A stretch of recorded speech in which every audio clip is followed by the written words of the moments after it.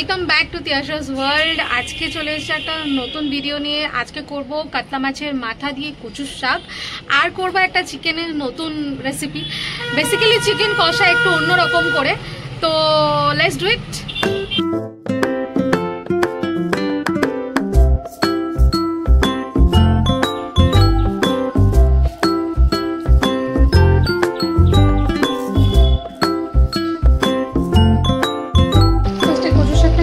বসিয়ে দিয়েছি ছোলা দিয়ে। মোটামুটি এটা হয়ে আসার পরে এটাকে নাবিয়ে কচুর শাকটা জল ঝরাতে দিতে হবে। তো এখানে কচুর শাকটা আমি জল ঝরাতে দিয়ে দিয়েছি। মোটামুটি পুরো সেদ্ধ হতে হবে, দেখতেই পাচ্ছ এরকম সেদ্ধ হতে হবে। তো তারপরেই কচু শাকটা তুলে এরকম করে জল ঝরাতে দিয়ে দিয়েছি। আর এটা হচ্ছে গিয়ে মাছের মাথা, মাছের মাথা দিয়ে করবো। এটা হচ্ছে কাতলা মাছের মাথা। আজকে একটু হলুদ দিয়ে দিলাম আর অল্প একটু নুন দেব। মাছের মাথাটা মাখিয়ে নিচ্ছি।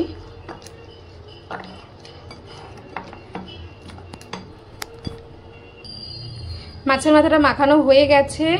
তো এবার আমি এদিকে তেল গরম হয়ে গেছে, মাছের মাথাটা দিয়ে দেব।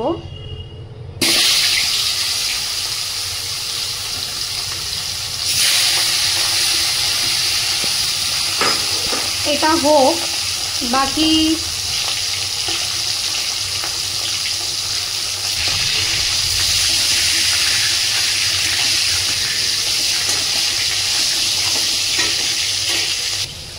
তো মাছের মাথাটা ভাজা হতে থাক। বাকি আমি এখানে চিকেন করছি। চিকেনটা আমি দই দিয়েছি, একটু হলুদ আর একটু নুন দিয়ে আমি এটাকে ম্যারিনেট করে রেখে দিয়েছি। বাকি এখানে আদা রসুন পেঁয়াজ আলু কেটে নিয়েছি মাংসের জন্য। আমি একটু সর্ষের তেল দিলাম, এইটুখানি দিলেই হবে বাস। তেলটা গরম হোক। এদিকে তেলটা গরম হচ্ছে আর আমি এখানে মাছ ভাজাটা হয়ে গেছে, তো আমি এটাকে তুলে নেব। মাছ ভাজাটা নামিয়ে নিলাম। এবার ওই তেলেই আমি ফোড়ন দেব। দিয়ে দিলাম তেজপাতা, একটু জিরে, সাদা জিরে। যেহেতু আমি কচুটা সেদ্ধর সময় আমি কাঁচা লঙ্কা দিইনি, তাই এটাতেই আমি কাঁচা লঙ্কাটা দিয়ে দিলাম।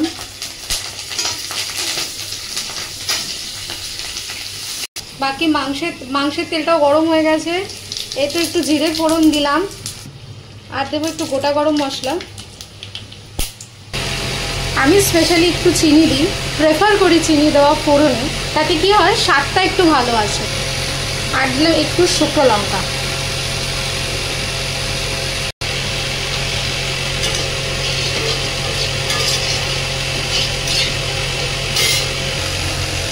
আর এদিকে কচুর শাকের যে ফোড়নটা, এটার মধ্যে আমি জিরা দিলাম, একটু কাঁচা লঙ্কা দিলাম, তেজপাতা দিলাম আর একটু শুকনো লঙ্কা এটাতেও দিয়ে দেবো।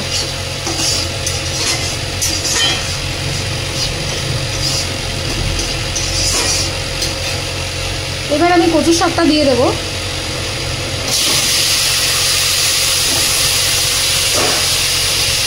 কচুর শাকটা দিয়ে দিয়েছি।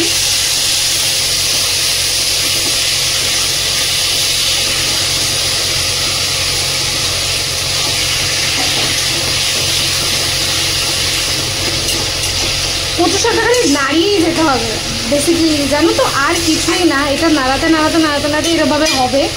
তো বেসিক্যালি এটা এভাবেই হয়, স্লো কুকিংয়ে হয়। আর একটু টাইম নিয়ে করলে কচু শাক সবসময় সুন্দর খেতে লাগে, ভীষণ ভালো খেতে লাগে।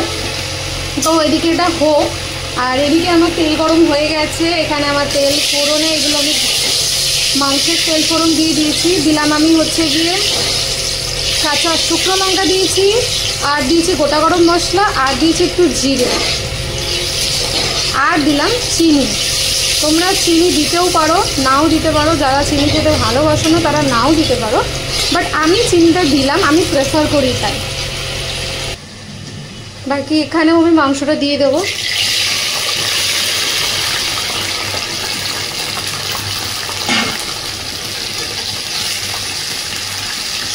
সবাই না আগে তোমার কি করে মশলা মাখিয়ে নেয়, তো মানে মশলাটা অ্যাকচুয়ালি যেটা করে কষা করে নেয়, কষিয়ে নেয় মশলাটাকে, বলে নাকি যে মশলার গন্ধ থেকে যায়, বাট একদমই না, আমি ওরকম করে করি না মাংসটাকে, আমি একটু অন্যরকম করে করি। আমি আগে মাংসটা দিইনি, তারপরে বাকি সমস্ত কিছু দিই, কিন্তু আমারটায় কিন্তু ওরকম মশলার গন্ধ হ্যানা ত্যানা থাকে না। তোমরা ট্রাই করে দেখতে পারো। এখানে মাংসটাও হচ্ছে দেখতে পাচ্ছ, প্লাস এখানে কচুর শাকটাও হচ্ছে। চলো আমি মাংসের এবার মশলাটা করে নিই। এখানে মাংসের মশলার জন্য আমি নিয়েছি রসুন, আজকে একটু কষা কষাই করবো, ঝোল করার ইচ্ছা নেই। বাকি দিয়ে দিলাম আদা, দিয়ে দিলাম একটু রসুন, দিয়ে দিলাম একটু কাঁচা লঙ্কা।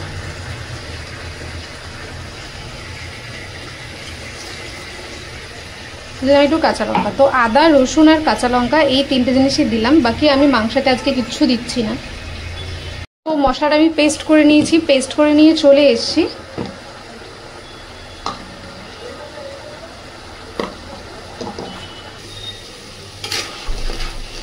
মাংসটা না দেওয়ার পরে যতক্ষণ না দেখবে সাদা হচ্ছে, হালকা একটু সাদা ভাব চলে এসছে, ততক্ষণ কিন্তু এটাকে এরকম করে নাড়তে থাকবে, এটার মধ্যে আর কিছু দেবেন।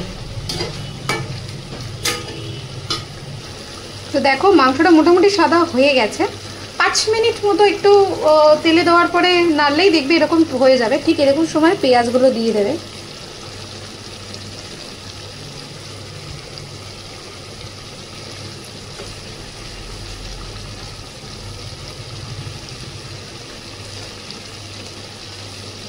পেঁয়াজগুলো দিয়ে দিলাম, আর বাকি আলু যে কেটে রাখা আলুগুলো ছিল, আমি আলুগুলোও দিয়ে দিচ্ছি। আমি না ভেজে রাখা মানে আলু ভেজে দেওয়াটা পছন্দ করি না, আমি এরকম আলু দিই, এটা আস্তে আস্তে এগুলোর সাথেই সেদ্ধ হতে থাকে, এটাই আমার বেশ ভাল লাগে। আমার ওই ভাজা আলু ব্যাপারটা বেশ কেমন একটা লাগে, ভাল লাগে না। তো এটাকে আমি মিশিয়ে নিলাম।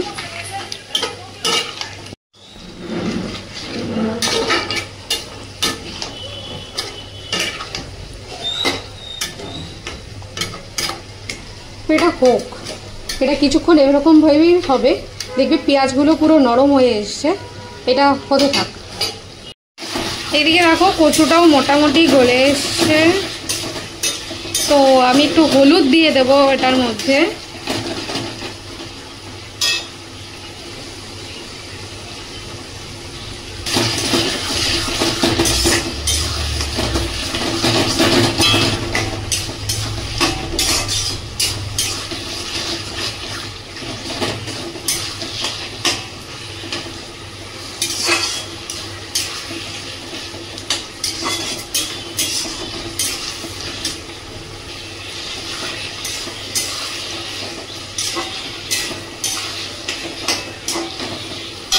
আর এদিকেও মাংসটা দেখো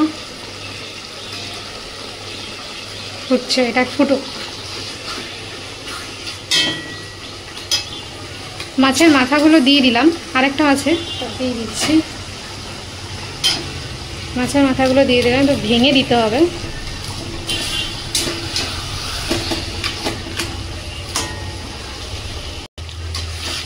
এরকম করে নাড়াতে থাকবে, দেখবে মাছের মাথাটা ভেঙে যাবে।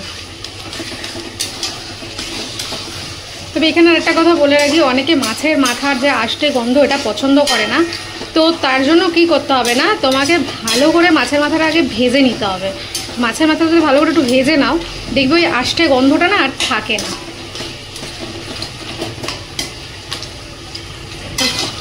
এটা হোক। বাকি এখানে মাংসটাও মোটামুটি, পেঁয়াজগুলো দেখো একটু নরম হয়ে গেছে, মাংসের যে জলটা বেরায় ওটাও মোটামুটি শুকিয়ে এসছে।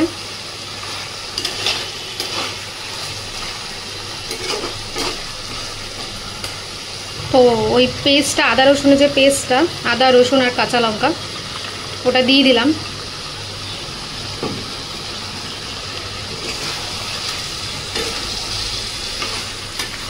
এটা দিয়ে কিছুক্ষণ কষাবো।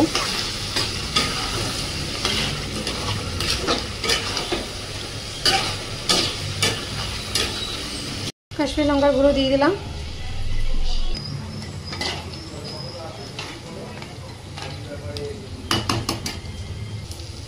এদিকে আমাদের কচুটাও দেখো মোটামুটি হয়ে গেছে, শুকিয়ে এসছে।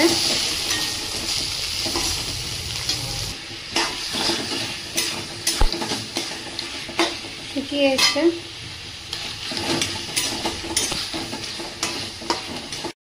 এটা মোটামুটি হয়ে গেছে। এর মধ্যে এবার আমি হলুদ দিয়ে দেবো আর একটু কাশ্মীরি লঙ্কার গুঁড়ো দিয়ে দেবো রঙের জন্য। তো আমি একটু স্বাদ মতো নুন দিয়ে দেবো, আমার মনে হয়েছে একটু নুন দেওয়া দরকার, একটু নুন দিয়ে দিলাম।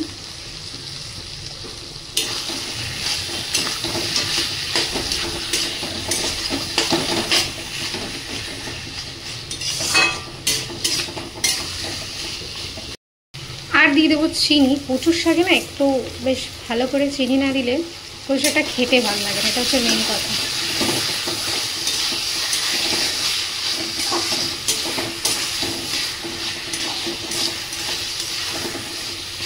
তো এটা আরেকটু হবে, হোক। এখানে আমার মাংসটাও কষা হয়ে গেছে, একটু জল দিয়ে দেব, হালকা সামান্য দেব, কারণ যেহেতু আমি ঝোল করব না তো অল্প একটুই জলই দেব।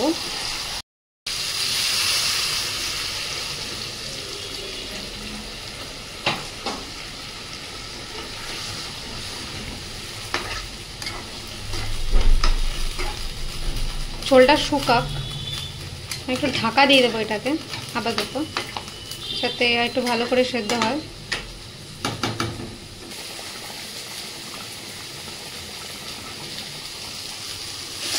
এটাও মোটামুটি হয়ে এসছে, আর 2-4 মিনিট মতো নাড়লে এটাও হয়ে যাবে।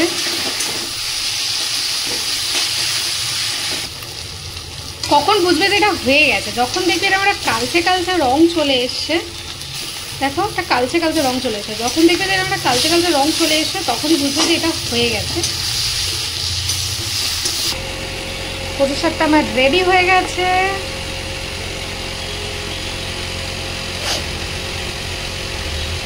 বুঝতে পারবে যে ধোঁয়া উঠছে, ঠিক আছে? গরম গরম কচুর শাক। এদিকে মোটামুটি মাংসের ঝোলটাও প্রায় ফুটে এসছে, আর একটু ফুটবে।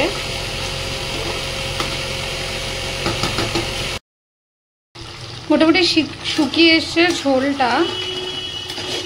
তো আমি একটু গরম মশলা দিয়ে দেবো।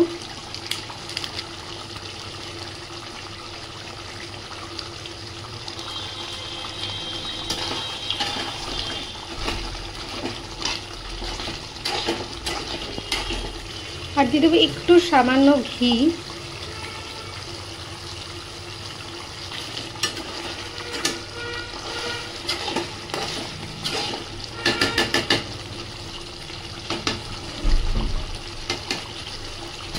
তো এটা শুকিয়ে এসছে, আমি নামিয়ে নেব, এটাকে আর শুকাবো না। তো মাংস কমপ্লিট হয়ে গেছে। এই ছিল আমার কচুর শাক আর মাংসের রেসিপি, তোমরা ট্রাই করো। দুটো রেসিপি, একটা চিকেন কষা আর একটা কাতলা মাছের মাথা দিয়ে কচুর শাক, দুটো রেসিপি আমি ইন ডিটেলসে দেওয়ার চেষ্টা করলাম। তোমরা বাড়িতে বানাও, নিজে খাও, সবাইকে খাও, অ্যান্ড অবশ্যই কমেন্ট করতে ভুলো না যে তোমাদের কেমন লাগলো। সো দেখা হচ্ছে নেক্সট ভিডিওতে উইথ আ নিউ রেসিপি।